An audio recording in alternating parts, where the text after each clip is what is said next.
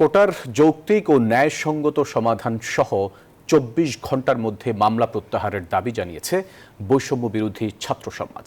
তারা জানান, রোববার সকাল ১১টায় রাষ্ট্রপতি বরাবর স্মারকলিপি জমা দেওয়ার পাশাপাশি চলবে তাদের বাংলা ব্লকেড কর্মসূচি। এর আগে কোটা আন্দোলনের নামে রাস্তা বন্ধ করলে কঠোর হবে পুলিশ। আর ক্ষমতাসীন দলের নেতারা বলছেন, আন্দোলনকারীদের পুঁজি করে একটি অশুভ শক্তি রাষ্ট্রকে অস্থিতিশীল করার পায়তারা করছে।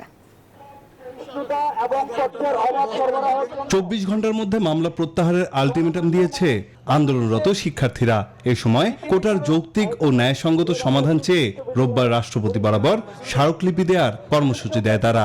সরকারি সকল চাকরিতে সকল গ্রেডের কোটার যৌক্তিক সংস্কারের লক্ষ্যে মহামান্য রাষ্ট্রপতি বরাবর স্মারকলিপি প্রদান এবং গণপদযাত্রা। আন্দোলনের নামে বিশৃঙ্খলা করলে প্রতিহত করার ঘোষণা দিয়েছে ছাত্রলীগও। ক্লাস পরীক্ষা শিক্ষা কার্যক্রম অব্যাহত রাখবে এবং আমাদের স্বাভাবিক শিক্ষা কার্যক্রমকে কেউ যদি বিঘ্নিত করতে চায়, বাংলাদেশ ছাত্রলীগের পক্ষ থেকে আমরা সুস্পষ্ট হুঁশিয়ারি উচ্চারণ করতে চাই। পুলিশ বলছে, রোববার কোটা আন্দোলনের নামে রাস্তা আটকালে আইন অনুযায়ী কঠোর হবে তারা। যদি এর পরে জনদুর্ভোগ তৈরি করে এবং আমাদের এত অনুরোধ করার পরে বলার পরে মহামান্য হাইকোর্টের অ্যাপিলেট ডিভিশনের তাদের পজিটিভ সিদ্ধান্ত দেওয়ার পরেও, তাহলে ধরে নিতে হবে যে তারা আমাদেরকে তাদের ব্যাপারে কঠোর হওয়ার জন্য তারা বাধ্য করছে।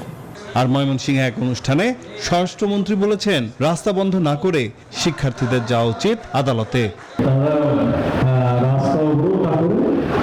আমাদের প্রধান বিচারপতি যেভাবে বলেছেন সেইভাবে তারা যেন তাদের দাবিটা কমে এসে তাদের সবকিছু বলে।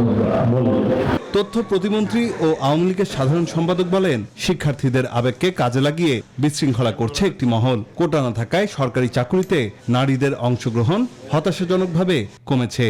আদালতের প্রক্রিয়া এটাকে তো শেষ করতে হবে। প্রক্রিয়া সমাপ্ত করার পরেই আপনি কোনো ঘোষণা দেয়া বা কোনো উদ্যোগ দিতে পারবেন, এটাই সংবিধান সম্মত। আমরা সেখানেই আছি। পরিসংখ্যান থেকে বোঝা যায় আমাদের আর্থসামাজিক বাস্তবতায় কোটার প্রয়োজনীয়তা রয়েছে এবং বাংলাদেশে বিদ্যমান পদ্ধতিতে এটা যৌক্তিক। শিক্ষার্থীদের আবেগকে পুঁজি করে একটি কুচক্রী মহল রাষ্ট্রকে অস্থির করার ষড়যন্ত্র করছে। কোটা সংস্কারের দাবিতে বৃহস্পতিবার পুলিশি ব্যারিকেড ভেঙে শাহবাগ অবরুদ্ধ করে আন্দোলনকারীরা।